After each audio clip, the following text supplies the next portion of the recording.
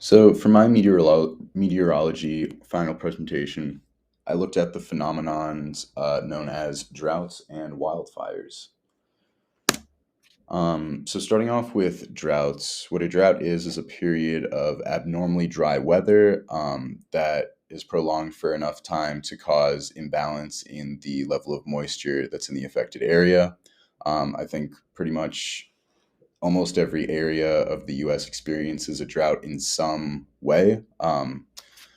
At some point in the last 50 years, it's been getting a little more intense with a little more or more common anomalies popping up.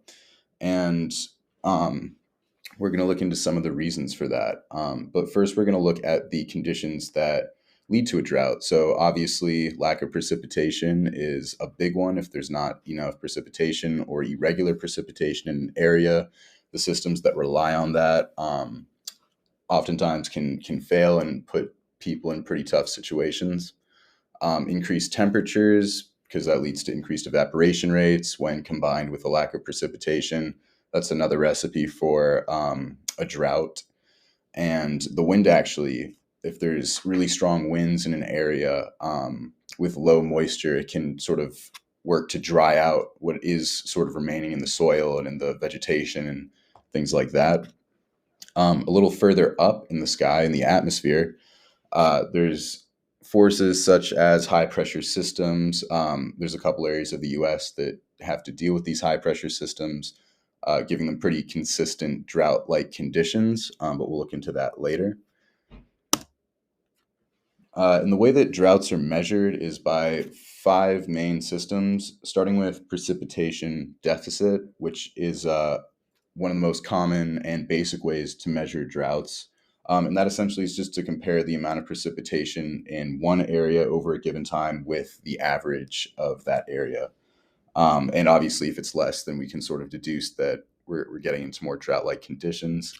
The Palmer Drought Severity Index is an index that's also pretty common and takes into account the precipitation, but also the temperature to sort of calculate the drought severity.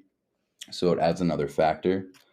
Um, and it also looks at things like plant water demand and other factors like that you might not have looked at when you're just looking at the precipitation. The SPI, Standard Precipitation Index, is a measure of drought that takes into account precipitation over the period of time and compares it to different regions and time scales to sort of see what's going on in the larger scale. And then the Soil Moisture Index focuses specifically on soil moisture levels, which we're going to look at in a second and sort of see how that's different across the US. And the last way is the evapotranspiration deficit, which measures the amount of water being lost and the amount of water that's coming into an environment. So lots of different ways to measure, all sort of focused around the same idea. Here we can see a map of the soil moisture anomalies from 2023. I believe it was April until March, so a pretty recent one.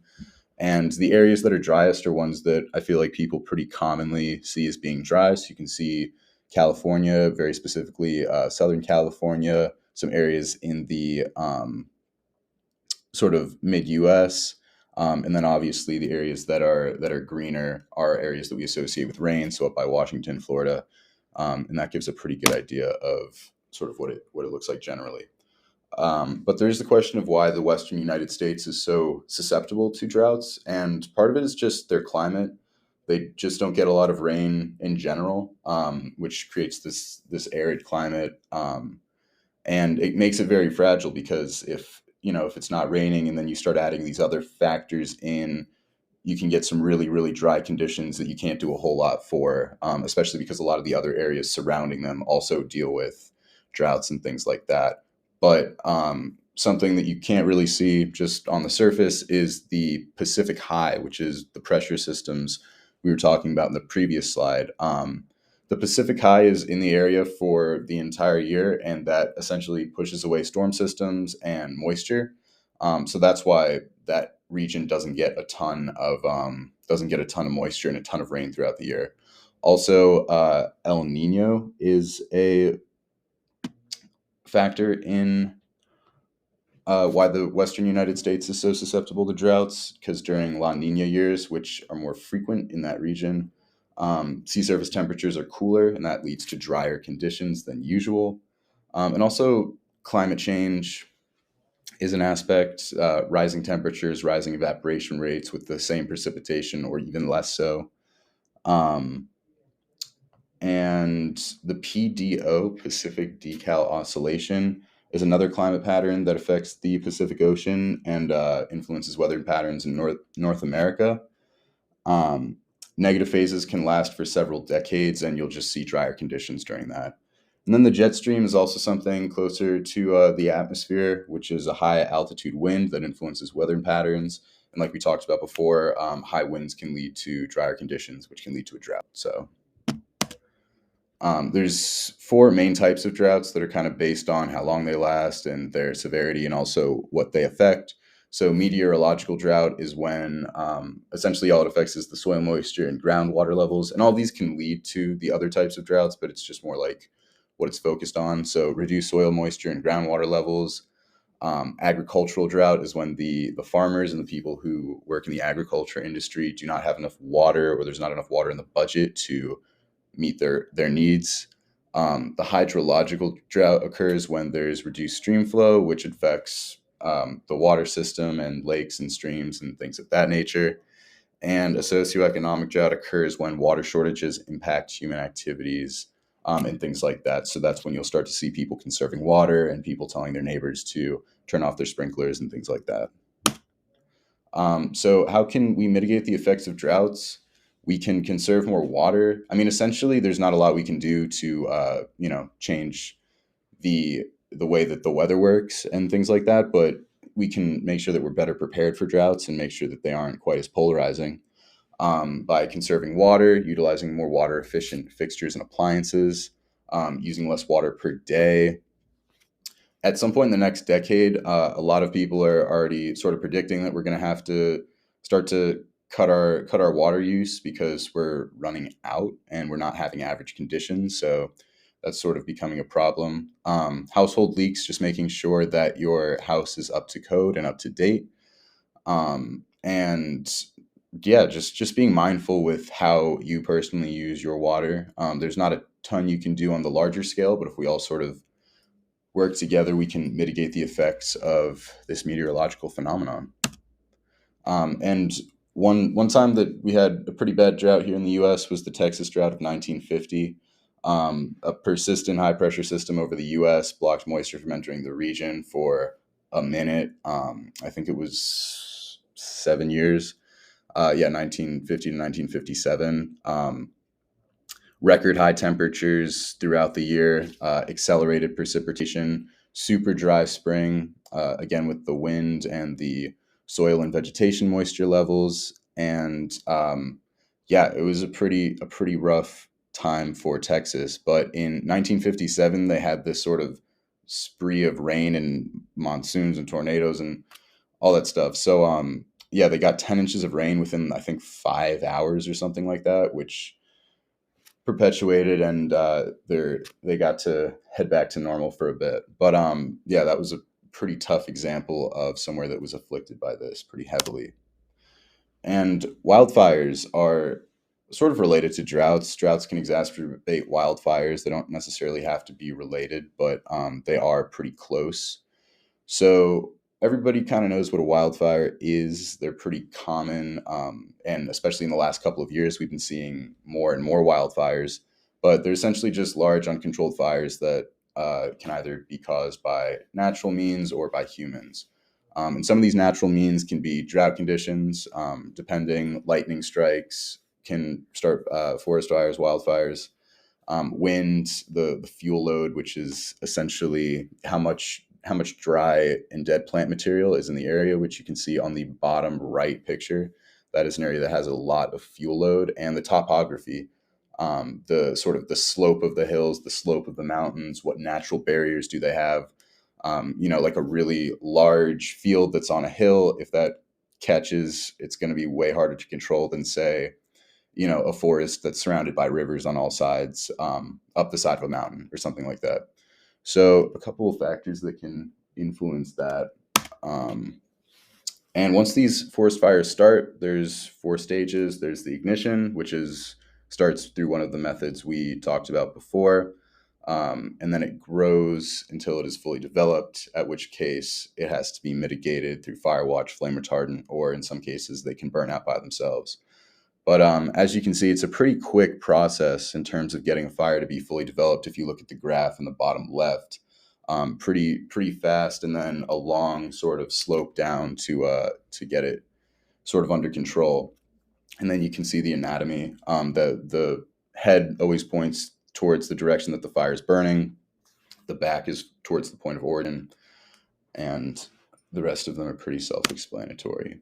Um, in terms of our prevention levels and how intense these wildfires can get, that does depend on the situation. Again, if we're dealing with a 2-year drought and we start a wildfire, it's can be up to a category 4, category 5, where the woods are just taken, or the wild areas are taken by fire, and it's pretty hard to get under control in a timely manner, or at all. Or if it's just a smaller sort of local camp uh, wildfire, then it might be a 1 or a 2, in which case it's a little easier to deal with. Um, but one way that we can prevent these wildfires, and one way that mitigation works, especially with the bigger ones, is you can see this sort of red dust on the page right here. That gets dropped over the afflicted area, and as you can see in the bottom picture, sometimes it covers people's homes, but that is a fire retardant, and they put that to try and, on a larger scale, put out the flames. The ways we detect forest fires, because uh, there's a couple different ways, is satellite imagery. That's sort of our more high tech way now.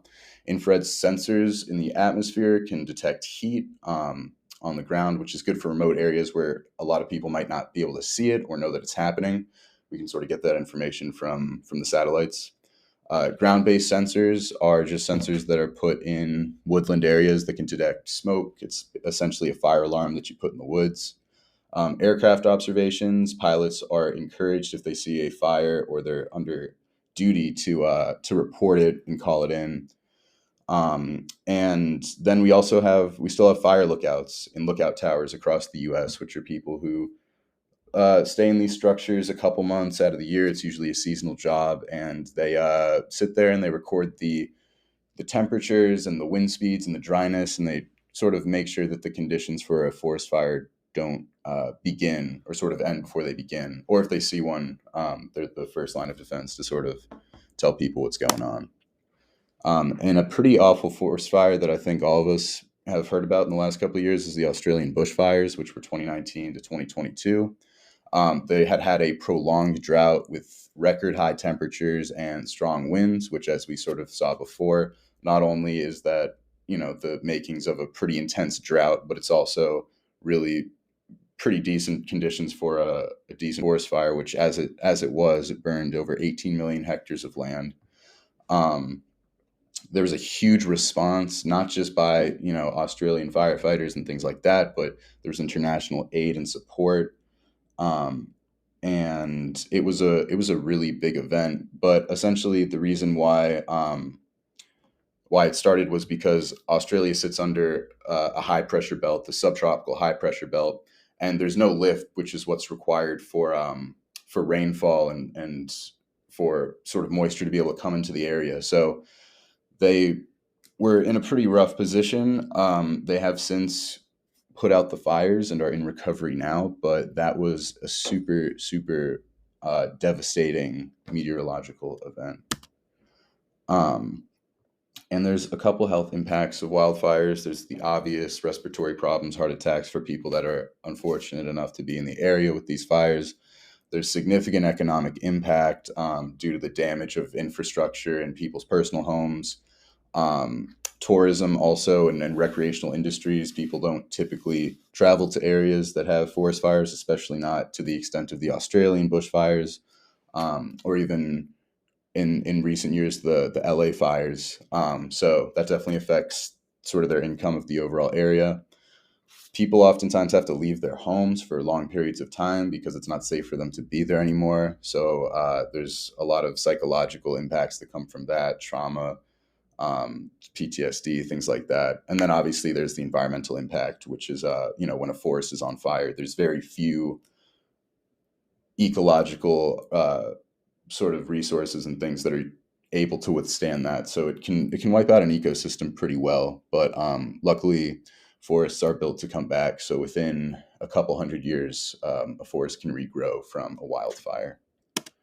In conclusion, looking at droughts and wildfires as a whole, they are meteorological phenomenons. They are, things that we can understand, and there's factors that we can control, and there's factors that we can't.